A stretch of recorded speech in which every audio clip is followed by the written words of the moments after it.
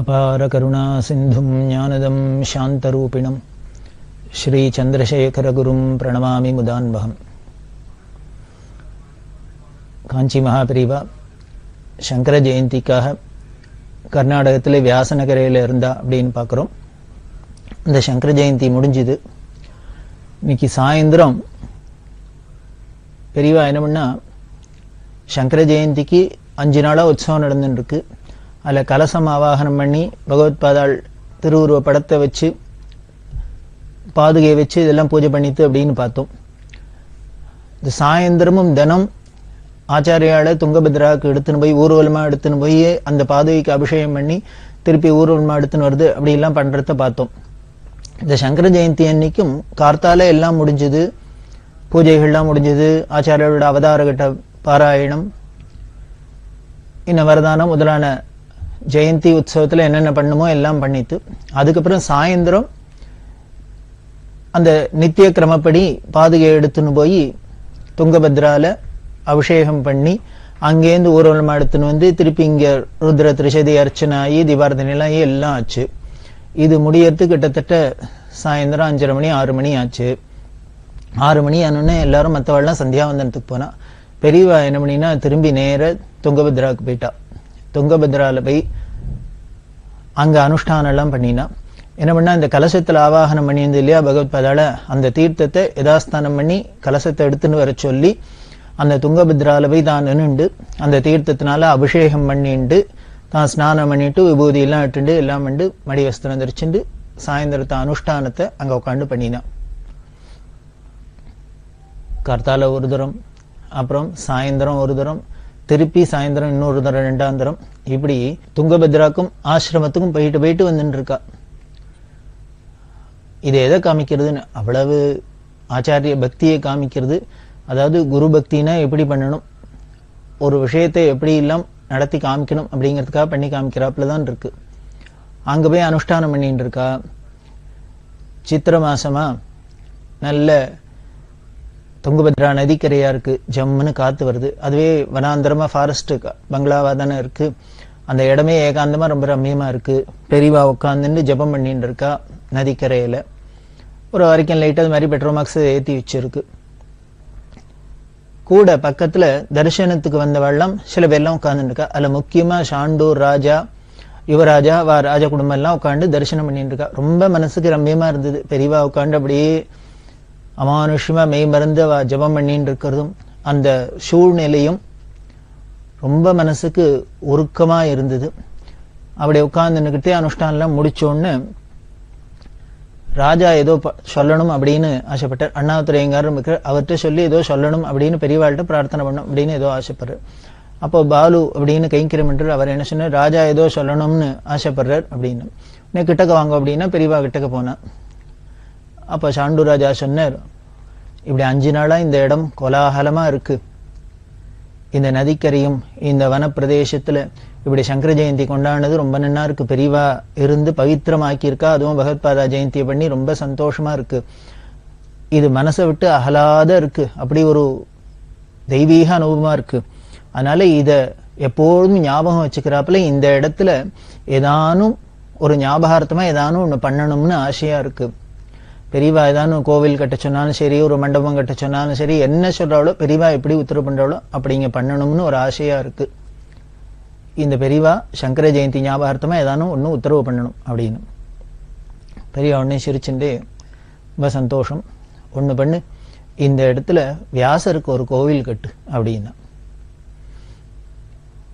பெரியவா சொல்றா, இந்த ஊருக்கு பேரு வியாச நகரேன்னு இருக்கு, அதனால அதுக்கு பொருத்தமா இங்க ஒரு வியாசருக்கு, வேத வியாசருக்கு கோவில் கட்டு அப்படின்னு. இந்த வேத வியாசத்தை எவ்வளவு பெரியவாளுக்கு பிரியம் பக்தி அப்படிங்கிறது நாம எல்லாருக்கும் தெரிஞ்ச விஷயம்தான்.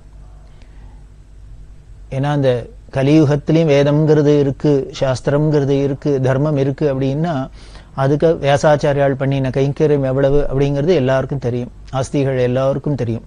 அதனால இந்த வியாசாச்சாரியால் நமக்கு மதத்துக்கு ரொம்ப மூல புருஷர். நமது குரு பரம்பரையில அவர் ரொம்ப முக்கியமான புருஷர். அதனால அவருக்கு அவரோட பேர்லயே இருக்கிற இந்த ஊர்ல அவருக்கு ஒரு கோவில் கட்டினா ரொம்ப பொருத்தமா இருக்கும், விசேஷமா இருக்கும். போராத்துக்கு வியாசர் எப்படியோ வியாசருக்கு அடுத்தது இந்த கலியுகத்துல பகவத்பாதா ஆதிசங்கரர். அந்த வியாசர் சொன்ன கோட்பாடெல்லாம், அந்த வியாசர் சொன்ன அந்த வேதம்லாம் அதுக்கப்புறமும் இன்னி வரைக்கும் இருக்கு அப்படின்னா அதுக்கு பகவத்பாதாள் காரணம். அந்த சங்கர ஜெயந்தி இங்க கொண்டாடி இருக்கு. அதனால இந்த இடத்துல ஒரு கோவில் கட்டணும் அப்படின்னு சொன்னா, அந்த கோவில் கட்டணும் அப்படின்னு சொல்லிட்டு விட மாட்டா. அது எப்படி இருக்கணும் அப்படிங்கிறதையும் பெரியவா சொன்னா. கிழக்கு பார்த்து சன்னதி இருக்கணும். சன்னதி இருந்ததுன்னா அது 3 தளமா இருக்கணும். 3 தளத்துல மேல் தளத்துல 4 சிஷ்யாலோட, சனகாதி மகர்ஷிகளோட 4 சிஷ்யாலோட ஆதி குருவான தட்சிணாமூர்த்திக்கு சன்னதி இருக்கணும். நடு தளத்துல 4 சிஷ்யாலோட வேதவியாசருக்கு சன்னதி இருக்கணும். கீழ்த்தளத்துல 4 சிஷ்யாலோட பகவத்பாதாளுக்கு சன்னதி இருக்கணும். எப்படி குரு பரம்பரை பாருங்க, கொஞ்சம் மனசுல நினைச்சு பாருங்க.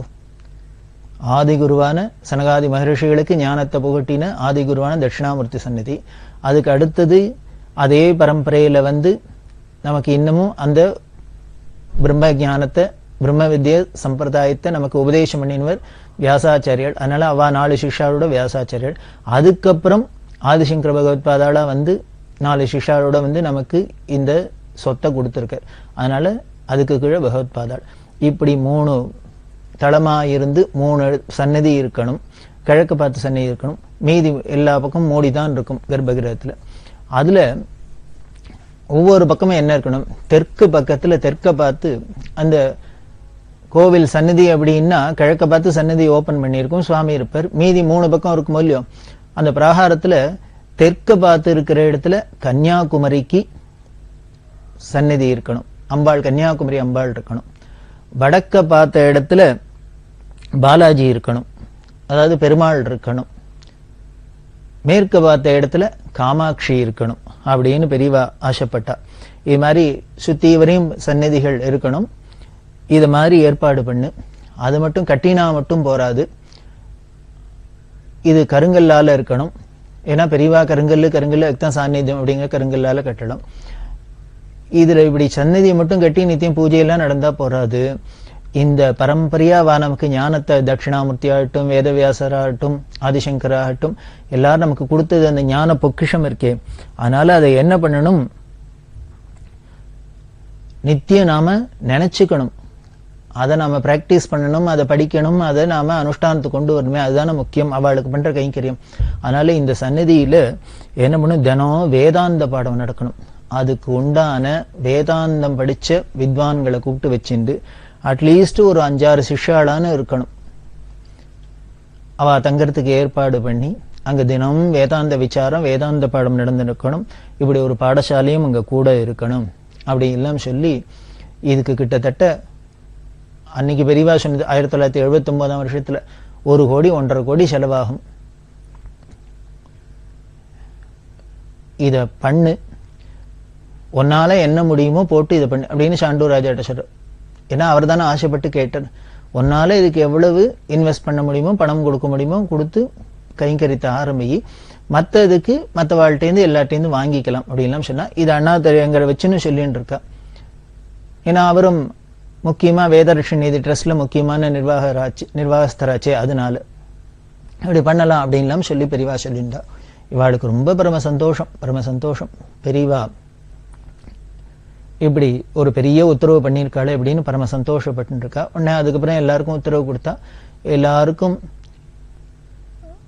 உத்தரவு கொடுத்தா அவளை அனுப்பிச்சுட்டு பெரியவா தன்னோட ஆசிரமத்துக்கு வந்தா. வந்தோன்னு ஏகாம்பரத்தை கூப்பிட்டு சொன்னா, நான் இப்ப சொன்னேன் வேதவியாசருக்கு கோவில் கட்டணும், அதுக்கு இவ்வளவு செலவாகும் எல்லாம் சொன்னேன். அதனால நீ என்ன பண்ணு, உடனே அண்ணாதுரையங்கிட்ட போ, அவர்கிட்ட சொல்லி இப்பே உடனே இந்த வேலையை ஆரம்பிச்சிட வேண்டாம். அதுக்கு முதல்ல நாம எதுவா இருந்தாலும் வசூல் பண்றதுக்கு ஆரம்பிச்சிடணும். இப்ப வசூலுக்கு ஆரம்பிக்க வேண்டாம் அப்படின்னு சொல்லு. நீ அண்ணாதுரையங்காட்ட சொல்லி அண்ணாதுரையங்கர் ராஜாட்ட சொல்லட்டும், சாண்டூர் ராஜாட்ட சொல்லட்டும். இப்ப அவசரப்பட வேண்டாம், 1 வருஷம் கழிச்சு பார்த்துக்கலாம், அதுக்கப்புறம் ஆரம்பிச்சுக்கலாம். இப்போ உடனே இமீடியட்டா ஆரம்பிக்கணுங்கிறதுல 1 வருஷம் போகட்டும் அப்படின்னு போய் சொல்லிடு அப்படின்னு. உடனே அவர் ஏகாம்பரம் அண்ணாதுரையங்கிட்ட சொல்லி அண்ணாதுரையங்கன்னு போய் சாண்டூர் ராஜாட்ட சொன்னார்.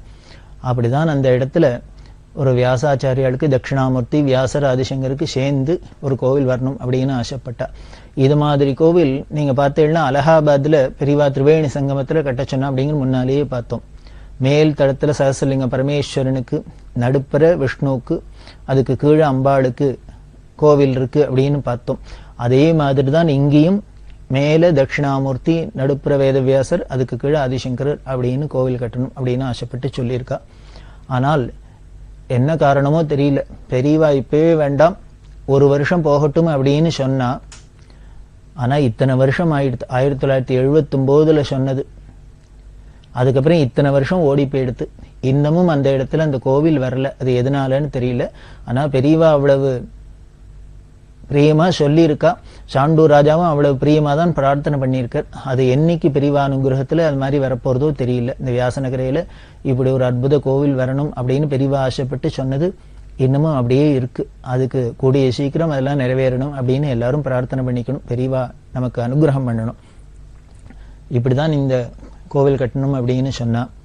இந்த கோவில் கட்டுறதுல பார்த்து பார்த்து கோவில் கட்டுறது, இது மாதிரி வினோதமா கோவில் கட்டுறது, யாருக்கும் தோணாத விஷயத்தெல்லாம் பெரியவாளுக்கு தோணி கோவில் கட்ட சொல்றது அப்படிங்கிறது ரொம்ப அபார கருணா சிந்தும் ஞானதம் சாந்தரூபிணம் ஸ்ரீ சந்திரசேகர குரும் பிரணமாமி முதான்பகம். கோவில் கட்டுறதுல பார்த்து பார்த்து கோவில் கட்டுறது, இது மாதிரி வினோதமா கோவில் கட்டுறது, யாருக்கும் தோணாத விஷயத்தெல்லாம் பெரியவாளுக்கு தோணி கோவில் கட்ட சொல்றது அப்படிங்கிறது ரொம்ப சகஜம். இந்த கோவில் அப்படின்னு ஒண்ணு ஞாபகம் வருது. காசியில ஒரு கோவில் கட்டியிருக்கா பெரியவா சொல்லி. காசியில ஒரு கோவில் கட்டப்பட்டிருக்கு, பஞ்சாயதன கோவில் அப்படின்னு பேரு. காசியில வாரணாசியில ஹனுமான் காட் அப்படின்னு இருக்கு. இந்த ஹனுமான் காட்ல ஒரு பஞ்சாயதன கோவில் இருக்கு. இந்த கோவில் எதனால வந்தது அப்படின்னா, பாரத் மோட்டார்ஸ் ராமச்சந்திரையர் அப்படின்னு ஒரு பரம பக்தர், பெரியவாள்கிட்ட ரொம்ப பக்தி உள்ளவர். அவர் பெரியவாள்கிட்ட பிரார்த்தனை பண்ணிட்டு இந்த காசியில ஒரு கோவில் கட்டணும்னு ஆசையா இருக்கு, காசியில கோவில் ஒண்ணு கட்டணும், பெரியவா உத்தரவு பண்ணும், பெரியவா உத்தரவு பண்ணும். ஒரு தரம் கணபதி ஸ்தபதி அப்படிங்கிற ஸ்தபதி போய் பெரியவாளை தரிசனம் பண்றதே இந்த பாரத் மோட்டார்ஸ் ராமச்சந்திரையர் இன்ட்ரோடியூஸ் பண்ணி விட்டு, இவருக்கு காசியில ஒரு கோவில் கட்டணும்னு ஆசைப்படுறாரு, நீ அதை பண்ணி கொடு அப்படின்னு சொன்னா. ஸ்தபதி சொன்னார், ஆஹா காத்துருக்கேன், பெரியவா உத்தரவு பண்ணி கொடுக்குறேன், என்ன கோவில் கட்டணும், எந்த சுவாமிக்கு என்ன கோவில்னு சொன்னா அது மாதிரி கட்டுறேன் அப்படின்னு. பெரியவா உடனே சொன்னா, பஞ்சாயதன கோவிலா கட்டு, சிவ பஞ்சாயதன கோவில் கட்டு அப்படின்னு. பதரீகாசிரமத்துல ஜோஷிமட் அப்படின்னு சொல்ற இடத்துல ஆதிசங்கர பகவத்பாதாள் பஞ்சாயதன கோவில் நிர்மாணம் பண்ணியிருக்காரு. அதாவது விஷ்ணு பஞ்சாயதனம். அந்த பஞ்சாயதனம் அப்படின்னா நமக்கு எப்படி ரத்தனங்கள்ல 5 பஞ்சரத்னம் ரொம்ப விசேஷமோ அது மாதிரி இந்த தேவதைகள்ல தெய்வங்கள்ல 5 தெய்வம் ரொம்ப நமக்கு ரத்னம் மாதிரி, பஞ்சரத்னம் மாதிரி. ஆதித்யம், அம்பிகாம், விஷ்ணும், கணநாதம், மகேஸ்வரம் அப்படின்னு பிள்ளையார், சூரியன், விஷ்ணு, சிவன், அம்பாள். இந்த 5ஐயும் வச்சுன்னு பூஜை பண்றதுதான் வைதீக சம்பிரதாயம். இதுக்கு பேர் தான் ஸ்மார்த்தம் அப்படின்னு பேரு. இதுதான் ஸ்மிருதியை அடிப்படையா கொண்டது, அதாவது வேதத்தை அடிப்படையா கொண்டது சாஸ்திரம், ஸ்மிருதிங்கிற சாஸ்திரம். அந்த சாஸ்திரம் சொன்னதை அப்படியே ஃபாலோ பண்றவர்களுக்கு பேர் தான் ஸ்மார்த்தர்கள் அப்படின்னு பேரு. அந்த ஸ்மார்த்தத்துல இப்படி எந்த ஒரு தேவதா வித்தியாசமும் பார்க்காத, வேத புத்தி இல்லாத எல்லா தேவதைகளும் ஒன்னா கொண்டாடுறது. வேதம் அப்படித்தானே சொல்றது, அதனால அப்படி கொண்டாடுறது. அதுல இந்த பஞ்சாயதனம் அப்படின்னு இந்த 5 தேவதைகளையும் பிராதான்யமா வச்சுன்னு சொல்றது. அவளுக்கு இஷ்ட தெய்வம் இருக்கும். ஒருத்தருக்கு பிள்ளையார் ரொம்ப பிடிச்சிருக்கும், ஒருத்தருக்கு விஷ்ணு ரொம்ப பிடிச்சிருக்கும், ஒருத்தருக்கு அம்பாளுக்கு ரொம்ப இஷ்ட தேவதையா இருக்கும், ஒருத்தருக்கு சிவன் ரொம்ப இஷ்ட தேவதையா இருக்கும். யாருக்கு வேணா இப்படி வேணா இருக்கலாம். தனக்கு இஷ்ட தேவதை இருந்தாலும் மற்றதெல்லாம் நமக்கு சமமா கருதுற பாவம் வரணும். நம்மளோட இஷ்ட தேவதை தான் இந்த மற்ற தேவதைகளாகவும் இருக்கு அப்படிங்கிற ஒரு பாவம் வரணும். அப்பதான் ஞானம் வரும், அப்பதான் மோட்சம் சித்திக்கும். அதுக்காக தான் இந்த பஞ்சாயதன பூஜை அப்படின்னு ஒரு நமக்கு சம்பிரதாயம் வைதீக மதத்துல வைக்கப்பட்டிருக்கு. அப்ப என்ன பண்ணுவோம், அந்த இஷ்ட தெய்வதைய தனக்கு இப்போ எது இஷ்டமோ, சிவன் ரொம்ப இஷ்டம் அப்படின்னா நடுப்பற சிவனை வச்சு 4 பக்கத்திலையும் மத்த சூரியன், பிள்ளையார், அம்பாள், விஷ்ணு அதை வச்சுன்னு பூஜை பண்றது. இப்ப அம்பாள் ரொம்ப உபாசகரா இருந்தா, அம்பாள் ரொம்ப பிடிச்சிருந்தா நடுப்புற அம்பாளை வைக்கிறது, அந்த கார்னர்ல அம்பாள் வைக்கிற இடத்துல சிவனை வைக்கிறது. இது மாதிரி பிள்ளையார் இருந்ததுன்னா பிள்ளையார நடுப்புற வைக்கிறது, சுத்தீர மற்ற தேவதை வைக்கிறது, விஷ்ணுன்னா நடுப்புற விஷ்ணு வைக்கிறது, சுத்தி வைக்கிறது.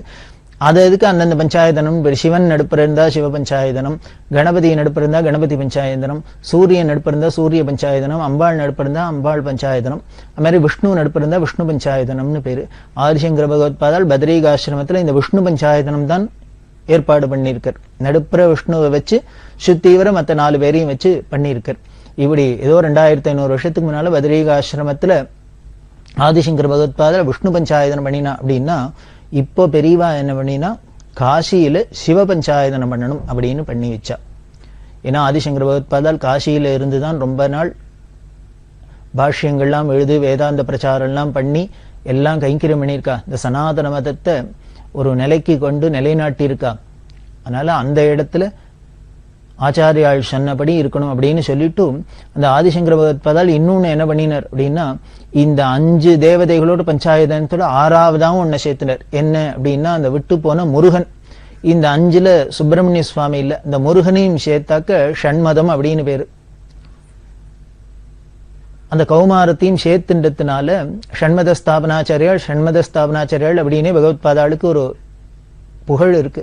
அதனால இந்த காசியில அதையும் சேர்த்து இந்த 6க்கு நடுப்புற பஞ்சாயதனமா இருக்கணும். பின்னால சிவனுக்கு பின்னால இந்த முருகனுக்கும் சந்நிதி வச்சு இந்த ஷண்மதத்துக்கும் ஒரு கோவிலா இருக்கணும் அப்படின்னு சொல்லி ஸ்தபதிட்ட சொல்ல, ஸ்தபதி ரொம்ப சந்தோஷப்பட்டு ஆஹா பண்ணலாம் அப்படின்னு சொன்னா, பெரியவா உடனே அதுக்கு வரைபடம் எல்லாம் வரைஞ்சு கொண்டு வான்னு சொல்ல, உடனே வரைபடம் எல்லாம் கொண்டு வரைஞ்சுட்டு போய் கொண்டு கொடுக்க, பெரியவா எல்லாத்தையும் பார்த்து அப்ரூவ் பண்ணி இன்னும் அதுக்கு என்னென்னலாம் பண்ணணும் அப்படின்னு சஜஷன்லாம் சொன்னான். வெளியில ராமரோட பட்டாபிஷேகம், இன்னும் பகவத்பாதாளுக்கு சந்நிதி, இன்னும் ஆஞ்சநேயர் சன்னதி முதலான என்னென்ன உண்டோ நமக்கு முக்கியமான தேவதைகள் அதெல்லாமும் சுத்தீவிர வச்சு பண்ண சொன்னா. அதுல ரொம்ப அழகா ஸ்தபதியும் அதுல பண்ணியிருக்கார். பார்த்தீங்கன்னா ரொம்ப அபூர்வமா இருக்கும். பரமேஸ்வரனோட பல கோலங்கள் இருக்கு. சோமாஸ்கந்தமூர்த்தி, சந்திரசேகரமூர்த்தி, பிக்ஷாடனமூர்த்தி, இப்படி எல்லாம் பல கோலங்கள் இருக்கு இல்லையா. அதுல ஒரு 18 கோலத்தை எடுத்து இந்த அந்த கர்ப்ப கிரகத்துல சுத்தீவிர அதெல்லாம் சிற்பமா வடிச்சு வைக்கிறது அப்படின்னு பல சிற்பாதிசயங்கள்லாம் பண்றது.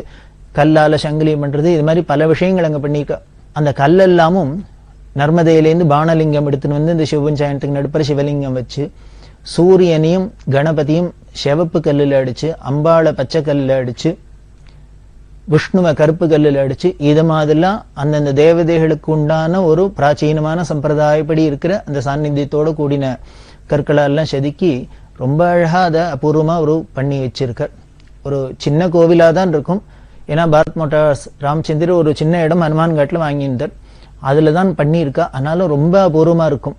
மூர்த்தி சிறுசு கீர்த்தி பெருசு அப்படிங்கிறப்பல அப்படி இருக்கும். அதுல இன்னொன்னு ஒரு விசேஷம் என்ன பண்ண சொன்னா பெரியவா அப்படின்னார், வடதேசத்துல காசியில இருக்கிறது கோவிலுக்கு என்ன பண்ணணும்னா, நம்ம தட்சிண தேச சம்பிரதாயப்படி கோவில் கட்டணும். ராஜகோபுரம், விமானம் எல்லாம் நமக்கு எப்படி தட்சிண தேசத்துல எப்படி ஆகமத்துல எப்படி சில்ப சம்பிரதாயத்துல இருக்கோ இதுபடிதான் அந்த கோவில் கட்டணும் அப்படின்னு சொல்லி, வடக்கு காசியில இப்படி தெற்கு சம்பிரதாயத்தை பிரதிபலிக்கிறாப்புல ஒரு கோவில் அங்க அப்படி கோவில் கட்டிட்டு அதுல இன்னொன்னும் பெரியவா அடிஷனலா சொன்னா. என்ன அப்படின்னா, சிவசயனம் பார்த்திருக்கியா அப்படின்னு ஸ்தபதியிட்ட கேட்டா.